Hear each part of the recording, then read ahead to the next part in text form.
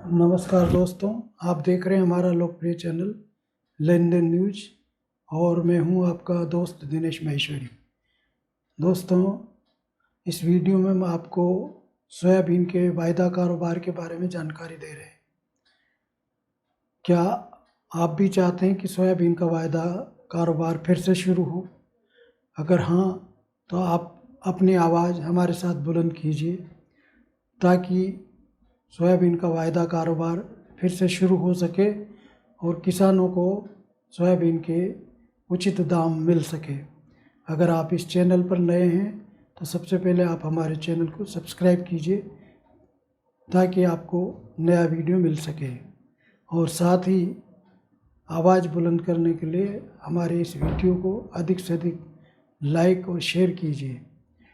दोस्तों, सरकार ने बजट से पहले सुझाव मांगे हैं, उसमें हम आपकी आवाज़ सरकार तक पहुंचाना चाहते हैं ताकि सरकार जल्दी से जल्दी सोयाबीन का वायदा कारोबार शुरू कर सके और आपको सोयाबीन के दाम पहले की तरह अच्छे मिल सकें।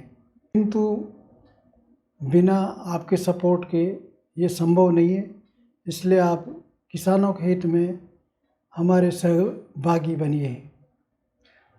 तो दोस्तों, लीजिए सुनिए सोयाबीन के आगे की रिपोर्ट।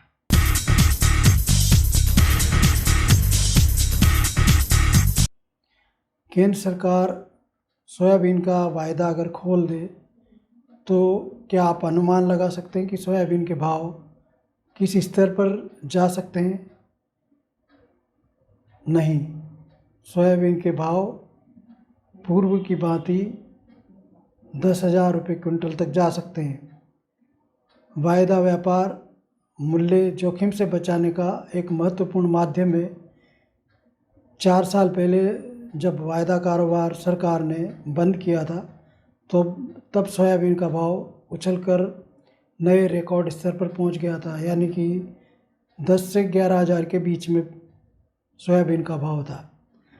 किसानों को उसके उत्पादों पर बेहतर वापसी सुनिश्चित करने के लिए समय समय पर आवश्यक कदम सरकार भी उठाती रहती है, जिससे कृषक समुदाय को उसका फ़ायदा मिल सके। इसमें सरकार की तरफ से न्यूनतम समर्थन मूल्य बढ़ाया गया है। एमएसपी पर धान और गेहूं की अत्यंत विशाल मात्रा में खरीद सरकार द्वारा की जाती है। हाल ही के वर्षों में दलहन, तिलहन और कपास की खरीद में भी जोरदार बढ़ोतरी हुई है। इससे स्पष्ट संकेत मिलता है कि इन जिन्सों का बाजार भाव अक्सर एमएसपी से नीचे रहता है और किसानों को होने पौने दाम पर अपने उत्पाद बेचने के लिए मजबूर होना पड़ता है।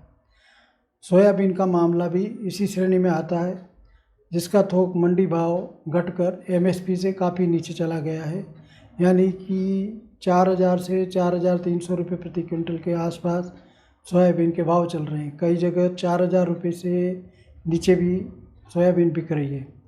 सरकार को किसानों से इसकी भारी खरीद करनी पड़ रही है। इस स्थिति से बचने के लिए ही सरकार को वायदा कारोबार शुरू करना चाहिए। इस बार सोयाबीन का घरेलू उत्पादन कुछ बेहतर हुआ है और मंडियों में भी इसकी आवक अच्छी हो रही है। क्रशिंग प्रोसेसिंग उद्योग अपनी ज़रूरतों के हिसाब से सोयाबीन की खरीद कर रही है, लेकिन कीमतों में तेज़ी आने का कोई ठोस संकेत अभी नहीं मिल रहा है। तेलों के दाम ज़रूर बढ़े हैं, लेकिन सोयाबीन के दाम घटे हैं। दिलचस्प तथ्य तो ये है कि सोयाबीन का बाज़ार भाव ऊंचा उठाने के लिए सरकार ने खाद्य तेलों पर आयात शुल्क में 20% तक वृद्धि की थी, जिसका असर कुछ भी नहीं हुआ। खरीफ सीजन की दोनों प्रमुख तिलहन फसलों सोयाबीन और मूंगफली का भाव भी समर्थन मूल्य से नीचे बना हुआ है। अब एक अंतिम मगर महत्वपूर्ण विकल्प के तौर पर गंभीरतापूर्वक अगर विचार किया जाए तो सोयाबीन और इसके मूल्य संवर्धित उत्पादों में वायदा कारोबार पर वर्ष 2021 से ही प्रतिबंध लगा हुआ है, जिसे हटाए जाने की अब ज़रूरत महसूस की जा रही है। सरकार को किसानों से खरीद की ज़रूरत ना पड़े, इसके लिए ये आवश्यक है कि सोयाबीन का भाव न्यूनतम समर्थन मूल्य के आसपास या उससे ऊपर रहे। इसमें वायदा कारोबार काफ़ी महत्वपूर्ण उपकरण साबित हो सकता है। सरकार अगर वायदा कारोबार से रोक हटा दे तो फिर से सोयाबीन 8 से 10 हज़ार रुपये प्रति क्विंटल तक बिक सकती है। खाद्य तेलों के दाम लगातार बढ़ रहे हैं, किंतु किसानों को सोयाबीन के उचित दाम नहीं मिल रहे हैं। सोयाबीन उत्पादन का जहाँ तक सवाल है तो इस बार 115 और पुराना स्टॉक 25 लाख टन यानी कुल उपलब्धता 140 लाख टन के आसपास है। व्यापारियों का मानना है कि स्टॉकिस्टों और किसानों के पास बड़ी मात्रा में सोया का स्टॉक पड़ा हुआ है। प्रोसेसर एक्सट्रैक्टर्स के पास अभी भी 30% पुराना स्टॉक बचा हुआ है।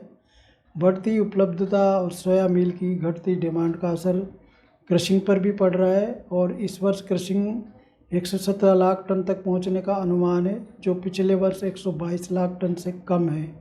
सोया मील निर्यात भी कम होकर 15.5 लाख टन रहने की उम्मीद है, जबकि पिछले वर्ष ये 22.75 लाख टन था।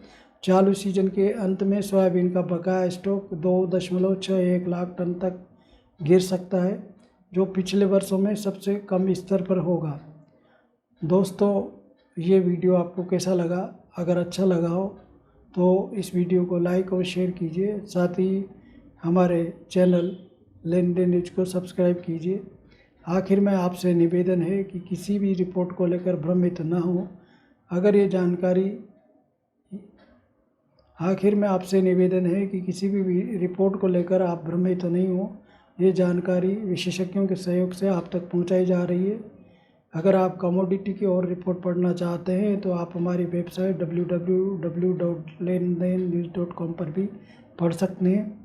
हाँ, एक बात और, वीडियो में दी गई जानकारी पूर्वानुमान पर आधारित होती है। बाद में कई बार परिस्थितियाँ बदल सकती है, इसलिए कोई भी सौदा आप अपने विवेक और सूझबूझ से कीजिए। किसी भी नुकसान के लिए चैनल उत्तरदायी नहीं है। ये वीडियो देखने के लिए आपका आभार और धन्यवाद। आपकी अमूल्य राय और सुझाव कमेंट बॉक्स में लिखिए।